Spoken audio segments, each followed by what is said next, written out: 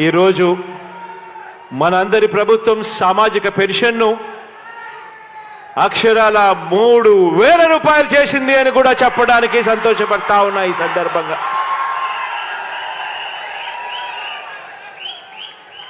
నిజంగా ఈరోజు మనం చేస్తా ఉన్న ఈ 66,34,000 మందికి సంబంధించి కేవలం ఈ పెన్షన్లపై చేస్తా ఉన్న ఖర్చు నెల నెల అక్షరాల దాదాపుగా 2,000 కోట్ల రూపాయలని కూడా చెప్పడానికి కూడా సంతోషపడతా ఉన్నా.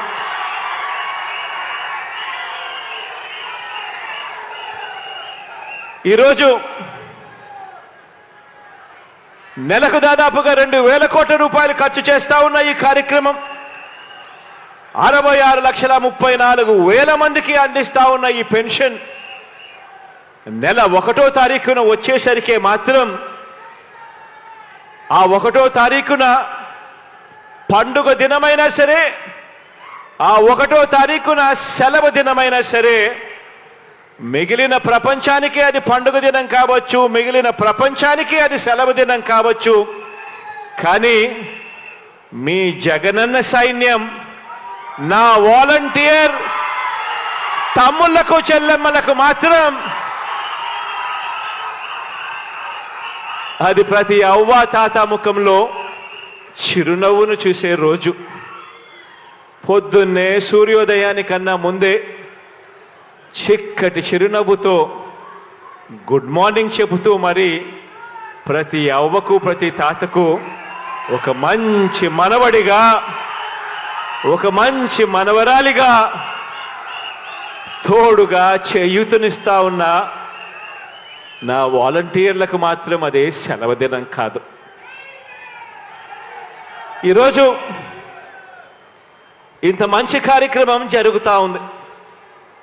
ఈరోజు ఒక్కసారి ఇంత మంచి కార్యక్రమం జరుగుతూ ఉన్న పరిస్థితుల్లో ఒక్కసారి గతానికి ఒక్కసారి వెళ్ళమని చెప్పి మిమ్మల్ని అందరినీ కూడా కోరుతా ఉన్నా. మీ బిడ్డ ప్రభుత్వం రాకమునుపు దాదాపుగా 5 సంవత్సరాల కిందట, దాదాపుగా 4.5 సంవత్సరాల కిందటికి ఒక్కసారి వెళ్ళి ఒక్కసారి పరిస్థితి గమనించమని కోరుతా ఉన్నా. ఒకవైపున లంచాలు, మరోవైపున వివక్ష, మరోవైపున సేంతాడంతా క్యూలు. ఆలోచన చేయమని అడుగుతా ఉన్నా. గతానికి ఇప్పటికీ తేడా గమనించమని అడుగుతా ఉన్నా. ఈరోజు ఎవరికి పెన్షన్ కావాలన్నా కూడా అర్హత ఉంటే చాలు. అర్హత ఒక్కటే ప్రమాణికంగా ఈరోజు అడుగులు వేస్తా ఉన్నాం. ఈరోజు ప్రతి గ్రామంలోనూ కూడా గ్రామ సచివాలయాలు వచ్చాయి. గ్రామ వాలంటీర్ వ్యవస్థ మీ కళ్ళ ఎదుటే కనిపిస్తూ ఉంది. ఈరోజు వివక్ష అనేది ఎక్కడా లేదు. ఈరోజు గ్రామంలో ఎవడు లంచం అడిగేవాడు కూడా ఎవడు లేడు. అర్హత ఉంటే చాలు. ఈరోజు ఎవరు కూడా కులం చూడడం లేదు, మతం చూడడం లేదు, ప్రాంతం చూడడం లేదు, వర్గం చూడడం లేదు, చివరికి ఏ పార్టీ అని చెప్పి కూడా ఎవరు అడగడం లేదు. అర్హత ఉంటే చాలు. మీ కష్టం నా కష్టంగా భావించి ఈరోజు ప్రతి అవ్వకు, ప్రతి తాతకు, ప్రతి చెల్లెమ్మకు, ప్రతి అక్కకు ఈరోజు తోడుగా అండగా నిలబడే కార్యక్రమం ఈరోజు మీ బిడ్డ పరిపాలనలో మాత్రమే జరుగుతూ ఉంది అని కూడా చెప్పడానికి గర్వపడతా ఉన్నా. గతంలో గుర్తు చేసుకోమని అడుగుతా ఉన్నా మిమ్మల్ని అందరినీ కూడా. గతంలో ఎన్నికలకు 6 నెలల ముందు వరకు కూడా ఎంతమందికి పెన్షన్లు ఇచ్చేవాళ్ళు అని అంటే కేవలం 39 లక్షల మందికి. ఎన్నికలకు 6 నెలల ముందు వరకు కూడా ఎంతమందికి పెన్షన్లు ఇచ్చేవాళ్ళంటే కేవలం 39 లక్షలు. ఎన్నికలకు 2 నెలల ముందు వరకు కూడా ఎంత పెన్షన్ ఇచ్చేవారు అని అంటే కేవలం 1000 రూపాయలు. నెల నెల పెన్షన్ల కోసం ఆ అభాగ్యుల పైన ఖర్చు చేస్తా ఉన్నది ఎంత అనంటే నెలకు 400 కోట్ల రూపాయలు కూడా ఖర్చు చేయని పరిస్థితి. ఈరోజు మీ బిడ్డ పరిపాలనలో జరిగిన మార్పు గమనించమని అడుగుతా ఉన్నా. ఈరోజు మీ బిడ్డ పరిపాలనలో 39 లక్షల మంది పెన్షన్లు ఇస్తా ఉన్న గత పరిస్థితికి పోయి ఈరోజు 66,34,000 మందికి ఈరోజు పెన్షన్ ఇస్తా ఉన్నాం.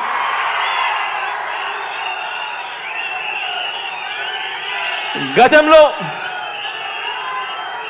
1000 రూపాయలు పెన్షన్ ఇస్తా ఉన్న పరిస్థితి పోయి మీ బిడ్డ ముఖ్యమంత్రి అయిపోయిన వెంటనే తొలి సంతకం మొట్టమొదటి రోజు నుంచే పెన్షన్ 2,250 రూపాయలకు పెంచి ఆ తర్వాత ఇచ్చిన మాట ప్రకారం ఆ పెన్షన్ పెంచుకుంటూ పోయి ఈరోజు 3,000 దాకా తీసుకొని పోయిన పరిస్థితులు ఈరోజు కనిపిస్తా ఉన్నాయి. దత్త తండ్రి అక్క చెల్లెమ్మలను పేదవాళ్లను అడ్డగోలుగా మోసం చేస్తే ఈ దత్తపుత్రుడు ప్రశ్నిస్తానన్న వ్యక్తి కనీసం ఏ ఒక్కరోజు ప్రశ్నించకపోగా కనీసం కేంద్ర ప్రభుత్వానికి ఒక లేఖ కూడా రాయలేదు. కానీ ఇదే దత్తపుత్రుడు ఇవాళ మీ బిడ్డ అక్షరాల 31 లక్షల ఇళ్ల పట్టాలు నా అక్క చెల్లెమ్మలకిచ్చి అందులో 22 లక్షల ఇల్లులు ఈరోజు మీ బిడ్డ కడతా ఉంటే అక్క చెల్లెమ్మల ముఖాలలో సంతోషాన్ని చూడడానికి ప్రయత్నం చేస్తా ఉంటే కేంద్ర ప్రభుత్వానికి లేఖ రాస్తాడు ఈ దత్తపుత్రుడు. పేదలు కట్టే ఇళ్లల్లో పేదలకిచ్చే ఇంటి స్థలాలలో అవినీతి జరిగిందట అని చెప్పి రాస్తాడు ఈ పెద్ద మనిషి. పేదలకు కట్టే ఇళ్లల్లో అవినీతి జరిగిందని రాసి ఆ ఇల్లు కట్టే కార్యక్రమం కూడా ఆపించాలని దిక్కుమాలిన ఆలోచన చేయగలిగిన వ్యక్తి ఎవరైనా ఉన్నారు అనంటే అది కేవలం ఈ అన్యాయస్తులు మాత్రమే అని చెప్పి మాత్రం ఈ సందర్భంగా తెలియజేస్తా ఉన్నా. ఈరోజు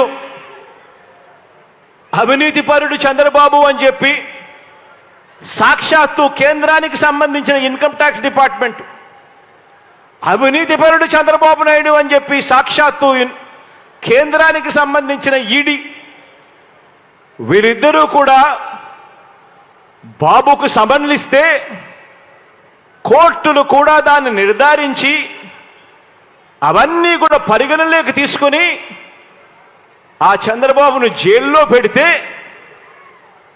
జైలు దగ్గరికి వెళ్ళి ఈ దత్తపుత్రుడు ఈ దత్త తండ్రిని పరామర్శిస్తాడు.